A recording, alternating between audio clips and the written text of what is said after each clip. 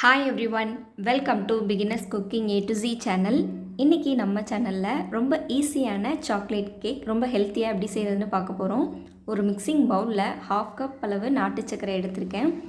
1 cup அளவு நல்லா சூடான தண்ணி ஆட் பண்ணிக்கிறேன். உங்களுக்கு தண்ணி சேர்க்க விருப்பம் இல்லைன்னா நீங்கள் பால் கூட சேர்த்துக்கலாம்.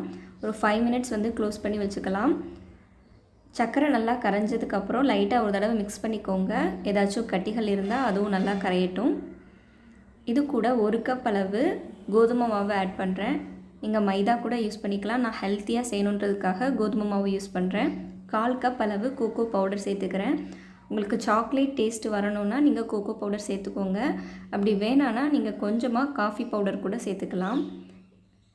நல்லா கலந்து எடுத்துக்கோங்க. மாவு கோகோ பவுடர் எல்லாத்தையுமே நல்லா சலிச்சிட்டு எடுத்துக்கோங்க. 1 டீஸ்பூன் பேக்கிங் பவுடர் ஆட் பண்ணிக்கிறேன். 1/2 டீஸ்பூன் பேக்கிங் சோடா. இப்போ இதையும் நல்லா கலந்து எடுத்துக்கோங்க.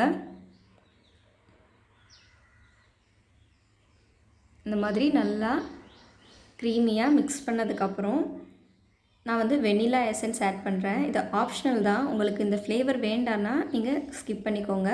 1 டீஸ்பூன் போல் சேர்த்துக்கிறேன். நெக்ஸ்ட்டு வினிகர் ஒரு டீஸ்பூன் அளவு சேர்த்துக்கிறேன். வினிகர் இல்லைனா நீங்கள் லெமன் ஜூஸ் கூட சேர்த்துக்கலாம்.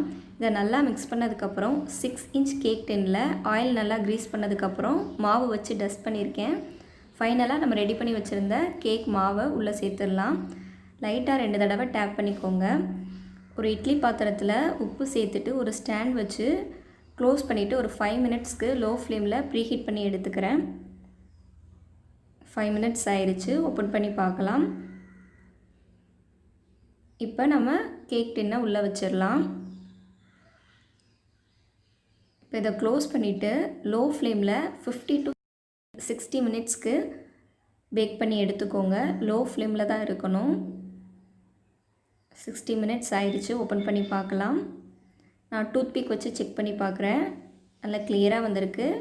இப்போ ஸ்டவ் ஆஃப் பண்ணிவிட்டு நல்லா கூல் டவுன் ஆனதுக்கப்புறம் ட்ரான்ஸ்ஃபர் பண்ணிக்கலாம். இப்போ பாருங்கள் எந்த அளவு சாஃப்டாக இருக்குன்னு. இது சின்ன சின்ன பீசஸாக கட் பண்ணிக்க போகிறேன். இதை ஈவினிங் டைமில் டீ டைம் ஸ்நாக்ஸாக நீங்கள் சாப்பிடலாம். குழந்தைங்க ரொம்ப விரும்பி சாப்பிடுவாங்க. இந்த வீடியோ பிடிச்சிருந்தால் ஒரு லைக் பண்ணுங்கள். இந்த வீடியோவை உங்கள் ஃப்ரெண்ட்ஸ் அண்ட் ஃபேமிலிஸ்க்கு ஷேர் பண்ணுங்கள். தேங்க்யூ.